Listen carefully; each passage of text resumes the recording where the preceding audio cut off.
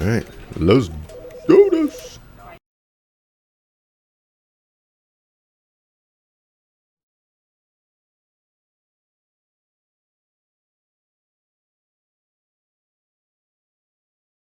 Uh, uh, the game crashed on me. Apparently.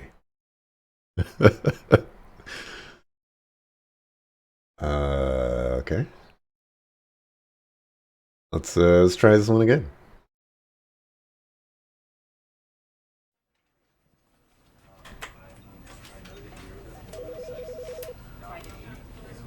Begin the game. Oh, is that on purpose?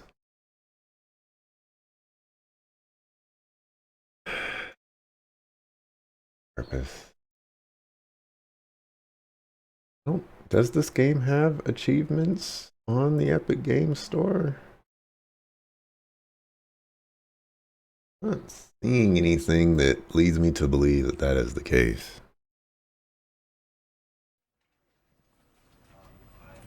Okay, let's try this. Hold on, achievements. Quit the game and then start it again. Well, I didn't quit the game. This isn't me.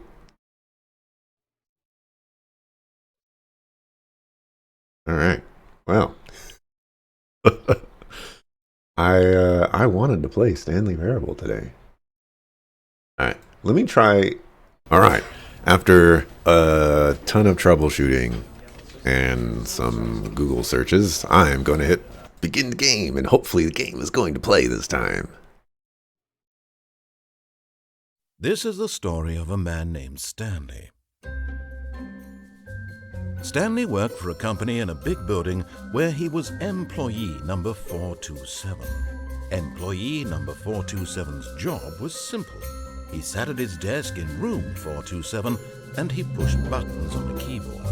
Orders came to him through a monitor on his desk, telling him what buttons to push, how long to push them, and in what order. This is what employee 427 did every day of every month of every year. And although others might have considered it soul-rending, Stanley relished every moment that the orders came in, as though he had been made exactly for this job. And Stanley was happy. And then one day, something very peculiar happened. Something that would forever change Stanley. Something he would never quite forget. He had been at his desk for nearly an hour when he realized that not one single order had arrived on the monitor for him to follow.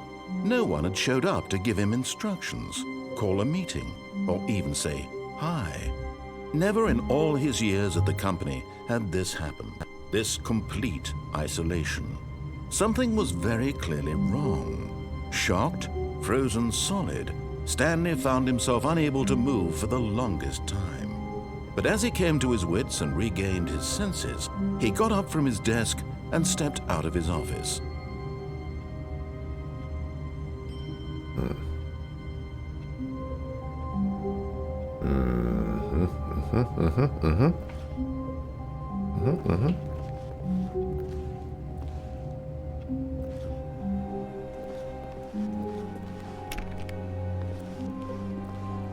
All of his co-workers were gone.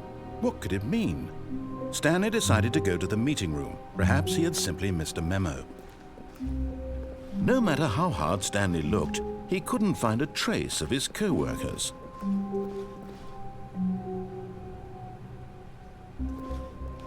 Because I didn't call the FBI to put a trace on their phones. Phones aren't here.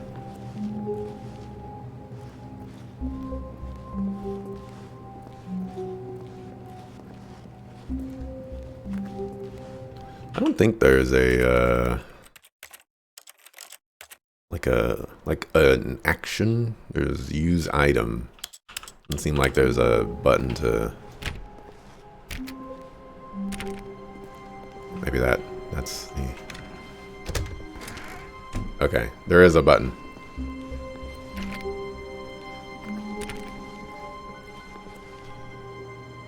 When Stanley came to a set of 2 open doors, He entered the door on his left.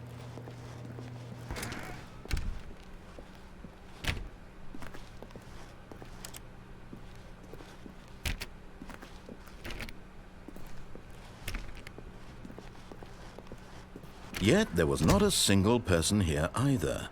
Feeling a wave of disbelief, Stanley decided to go up to his boss's office, hoping he might find an answer there.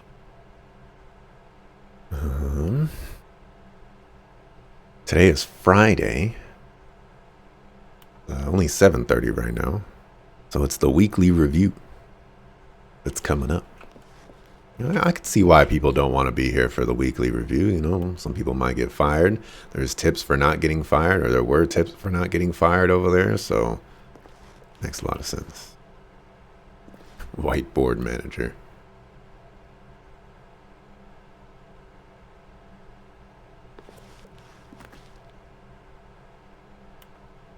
The future was yesterday. Tomorrow is now. Tomorrow, complete today's unfinished agenda items. Write next day's agenda. Reflect. Oh, man. Oh, man. Everybody has an employee number except Jim. I don't know if we should be sad or we should be happy for Jim. For funding for R&D of new coffee machine. What does that say? Stand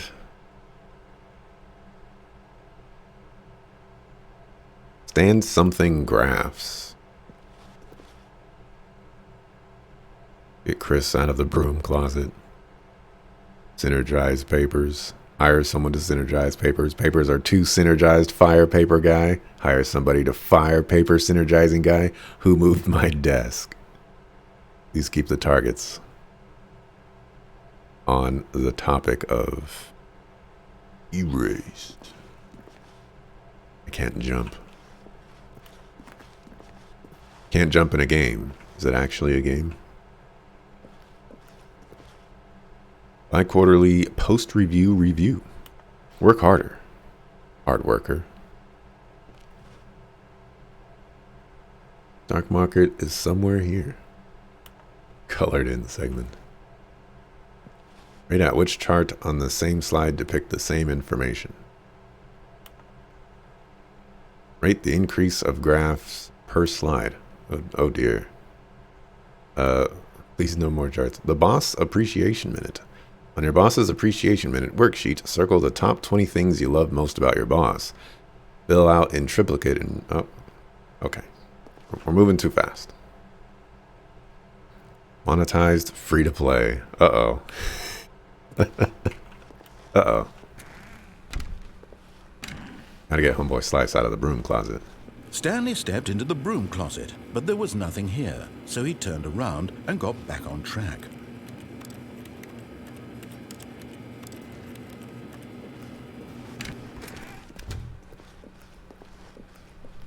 Coming to a staircase, Stanley walked upstairs to his boss's office.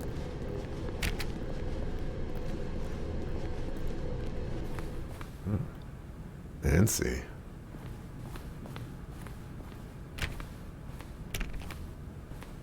Executive bathroom.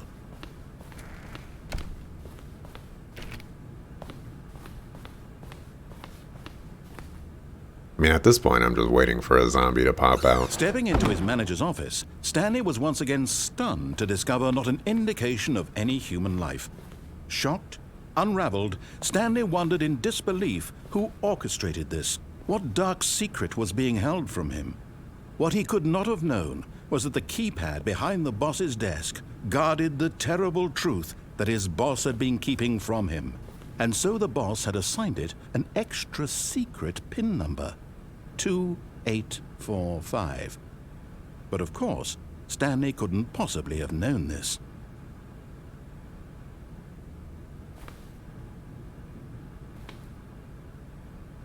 Oh, you have to hold it down. Life is hard. Stanley just sat around twiddling his thumbs. Trying to input anything on the device was useless, since he could never possibly know that the combination was 2845. Realize it was right there, sucker. I'm trying to locate where the keypad was. You said behind the desk. I'm over here. 2845. All right, man, relax. Yet incredibly, by simply pushing random buttons on the keypad, Stanley happened to input the correct code by sheer luck. Amazing. He stepped into the newly opened passageway.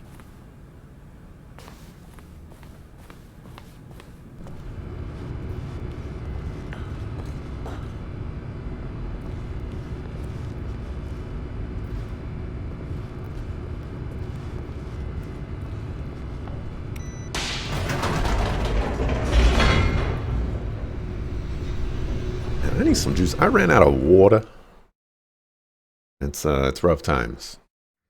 Descending deeper into the building, Stanley realized he felt a bit peculiar. It was a stirring of emotion in his chest, as though he felt more free to think for himself, to question the nature of his job. Why did he feel this now, when for years it had never occurred to him? This question would not go unanswered for long. It's not like I'm a water person. Stanley walked straight ahead through the large door that read Mind Control Facility.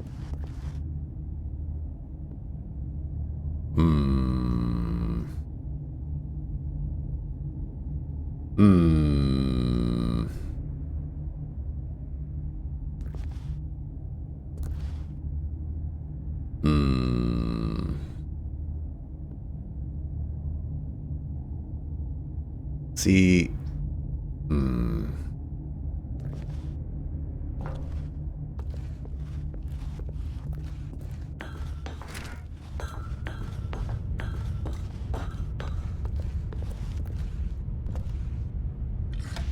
The lights rose on an enormous room packed with television screens.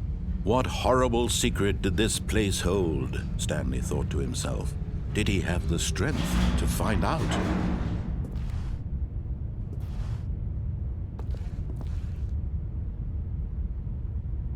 I can actually read those numbers there. 226 128 15673. Is that a Z? Or is that a 2? That's a 2. 32 106. All right. Y'all could read it. Well, I could read it. Maybe you guys can't read it, bit rates and all that. Employee Observation Protocol 2C. If, despite adherence to Protocol 2A and Protocol 2B, an employee leaves the office during work hours and a system loop has failed, you must terminate. 2D. Please note that employee 432 is a test case, while the need for Protocol 2A may seem unlikely. Procedure 2A to 2C need not apply. In the event that 432 attempting to leave the office, contact supervisor, and then contact 432 prize pool.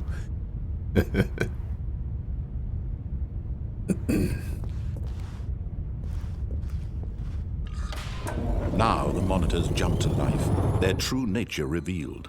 Each bore the number of an employee in the building, Stanley's co-workers. The lives of so many individuals reduced to images on a screen, and Stanley, one of them, eternally monitored in this place where freedom meant nothing. I'll look for 432. It's somewhere over here. I didn't get there quickly enough. Are there any... Oh, there we go. 432. Right down there. Alright, nobody's in there. Are there any repeats?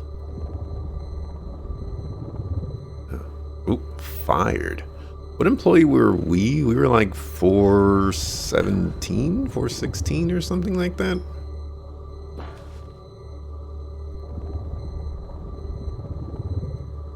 All right, 487 and 417. Are those the same? Yeah. Yeah, those are the same.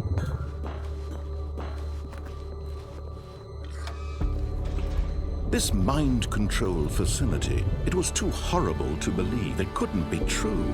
Had Stanley really been under someone's control all this time? Was this the only reason he was happy with his boring job? That his emotions had been manipulated to accept it blindly? This is No, he refused to believe it. He couldn't accept it. His own life in someone else's control? Never! It was unthinkable, wasn't it? Was it even possible? Had he truly spent his entire life utterly blind to the world? That was a very inefficient room to spy on Here people. was the proof. The heart of the operation. Controls labeled with emotions. Happy, or sad, or content. Walking, eating, working. All of it monitored and commanded from this very place.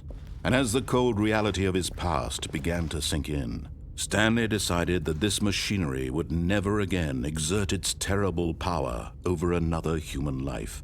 For he would dismantle the controls once and for all.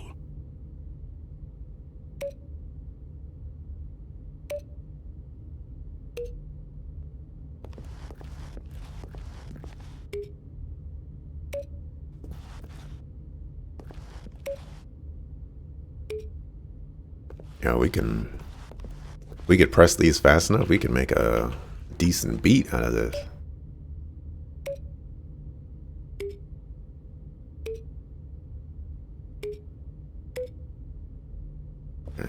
Can't press them fast enough. We also need some drums. Got some drums over here?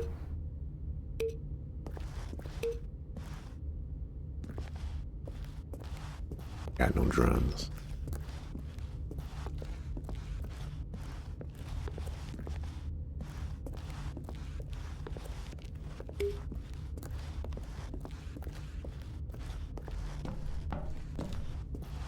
You know, that walkway, that's just asking for, you know, like some Darth Vader moment or something. Okay, so there's probably going to be some sort of code, because I see a number over there. Looks like 4.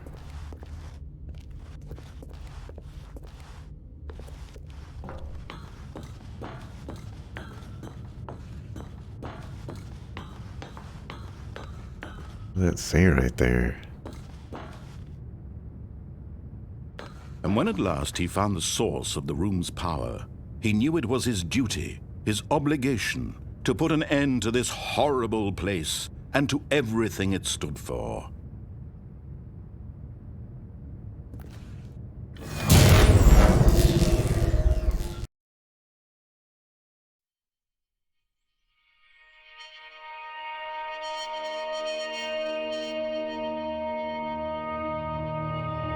Blackness and a rising chill of uncertainty.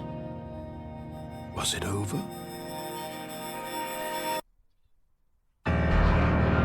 Yes! He had won! He had defeated the machine! Unshackled himself from someone else's command. Freedom was mere moments away. And yet, even as the immense door slowly opened, Stanley reflected on how many puzzles still lay unsolved. Where had his co-workers gone? How had he been freed from the machine's grasp? What other mysteries did this strange building hold?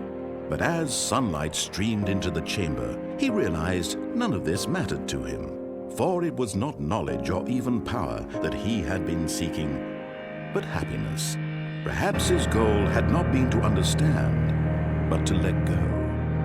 No longer would anyone tell him where to go, what to do, or how to feel. Whatever life he lives, it will be his. And that was all he needed to know. It was perhaps the only thing worth knowing. Stanley stepped through the open door.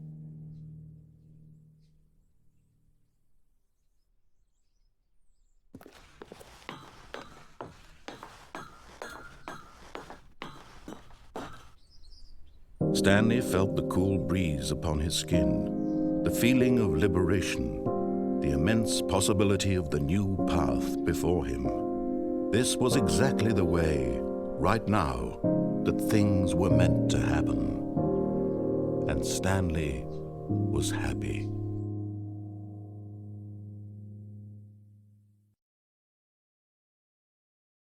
I beat the game. Take that, world.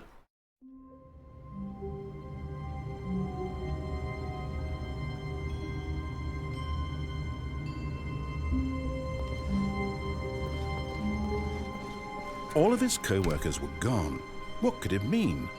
Stanley decided to go to the meeting room. Perhaps he had simply missed a memo. Alright. Guess the game just,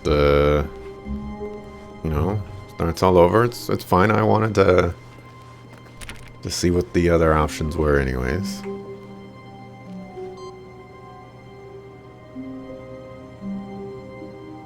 This is very interesting. You received an input.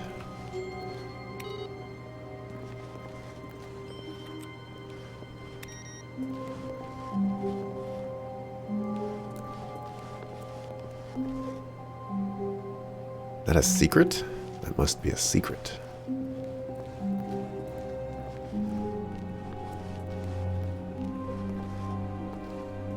No matter how hard Stanley looked, he couldn't find a trace of his co-workers.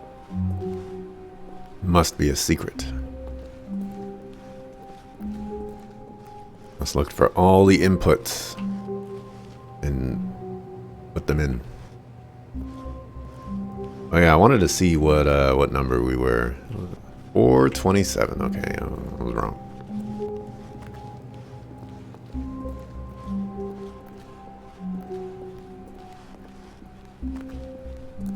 When Stanley came to a set of 2 open doors, he entered the door on his left.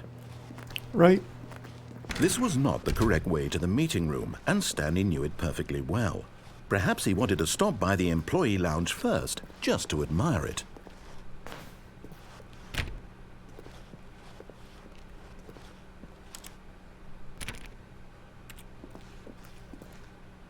Ah, yes, truly a room worth admiring.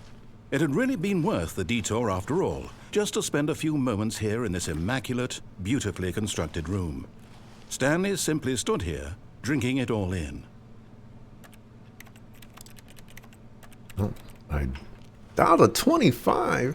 You guys remember when? Yes, really, really worth it being here in the room. A room so utterly captivating that even though all your co-workers have mysteriously vanished, here you sit looking at these chairs and some paintings. Really worth it. Remember when canned sodas were 50 cents? They really be gouging us. Stanley's obsession with this room bordered on creepy and reflected poorly on his overall personality. It's possible that this is why everyone left. Hey man, that's disrespectful. But at last, he'd had enough of the amazing room and took the first open door on his left to get back to business. This is my rebellious phase, though. Wait, was that my left? That was my left, okay. Stanley was so bad at following directions, it's incredible he wasn't fired years ago. Do not lie. If you are lying right now, stop.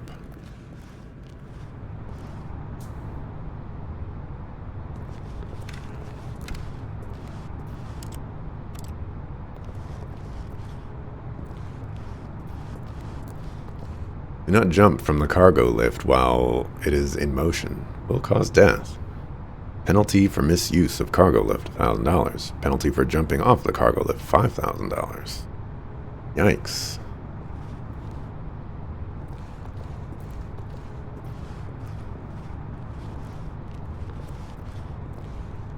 So, if I jump off of the cargo lift and then misuse the cargo lift, do I reduce my penalty by $4,000? Look, Stanley, I think perhaps we've gotten off on the wrong foot here. I'm not your enemy, really, I'm not. I realize that investing your trust in someone else can be difficult, but the fact is that the story has been about nothing but you all this time. There's someone you've been neglecting, Stanley. Someone you've forgotten about. Please, stop trying to make every decision by yourself. Now, I'm not asking for me, I'm asking for her. This is it, Stanley. Your chance to redeem yourself. To put your work aside. To let her back into your life. She's been waiting.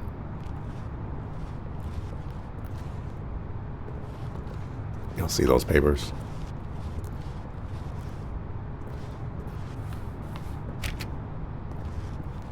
I'm playing the real game. Yeah, seems like it.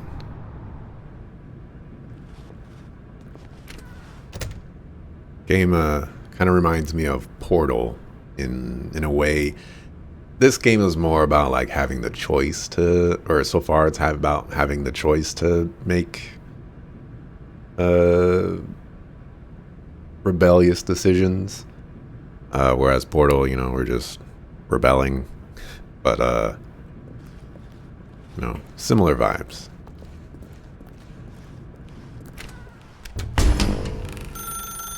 That's her, Stanley. You need to be the one to do this, to reach out to her.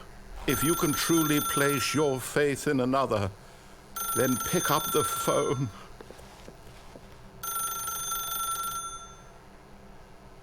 See what happens when I don't.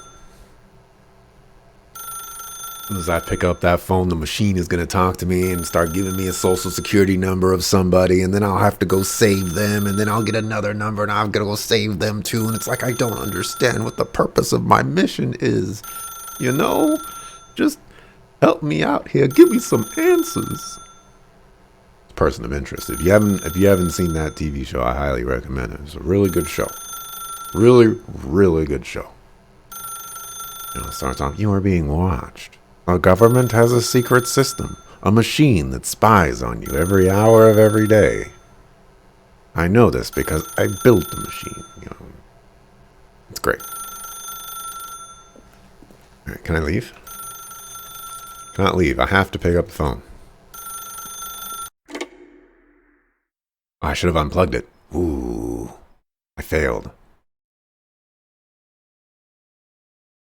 Oh, Stanley, is that you? Hold on, sweetie. Sorry to keep you waiting. I'm just pulling the bread out of the oven. All right. Okay, there we go. All right, now, I want you to come in and tell me all about your day. Gotcha. Oh, come on. Did you actually think you had a loving wife who'd want to commit their life to you? I'm trying to make a point here, Stanley. I'm trying to get you to see something. Come inside. Let me show you what's really going on here. Doses. Sorry, but you're in my story now. Ah. Be a sucker fool now. See how it is. This is a very sad story about the death of a man named Stanley. Press I on your keyboard? Why would I want to do that?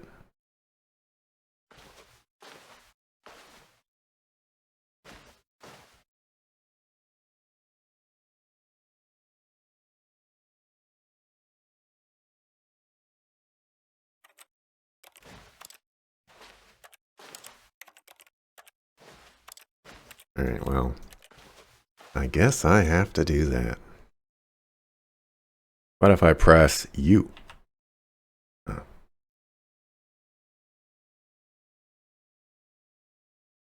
Press every button that's not I.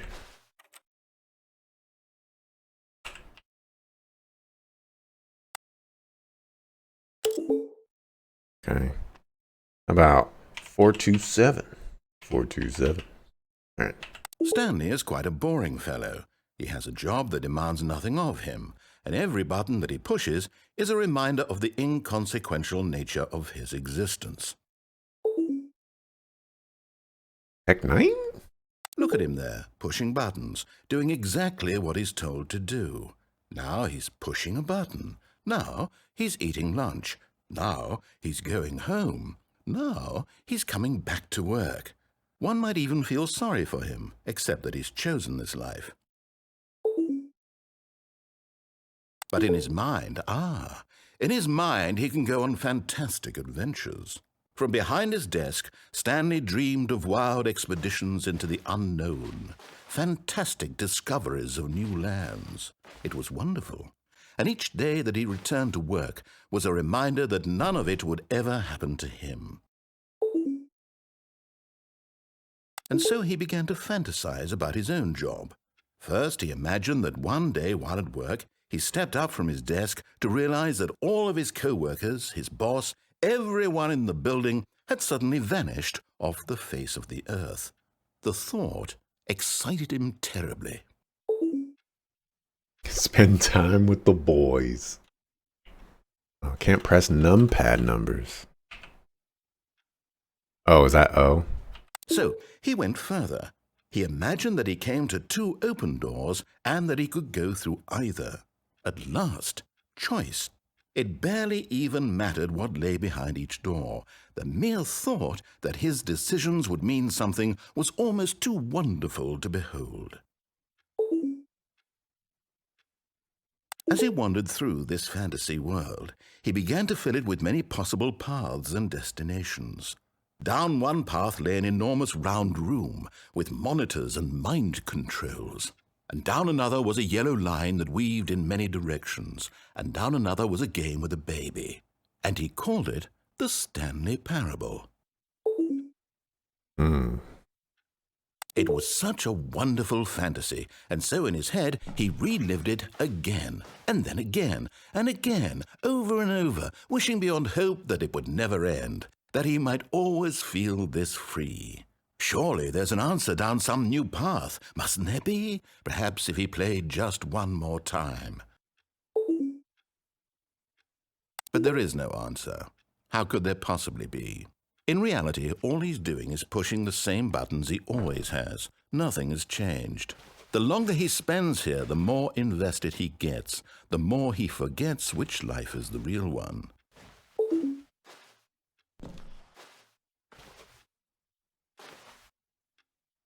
And I'm trying to tell him this, that in this world he can never be anything but an observer, that as long as he remains here, he's slowly killing himself. But he won't listen to me. He won't stop. Here, watch this. Stanley, the next time the screen asks you to push a button, do not do it. You see? Can he just not hear me? How can I tell him in a way that he'll understand that every second he remains here, he's electing to kill himself? How can I get him to see what I see? How can I make him look at himself? I suppose I can't, not in the way I want him to. But I don't make the rules. I simply play to my intended purpose, the same as Stanley. We're not so different, I suppose. I'll try once more to convey all this to him. I'm compelled to. I must. Perhaps, well, maybe this time he'll see. Maybe this time. And I tried again, and Stanley pushed a button. And I tried again, and Stanley pushed a button. And I tried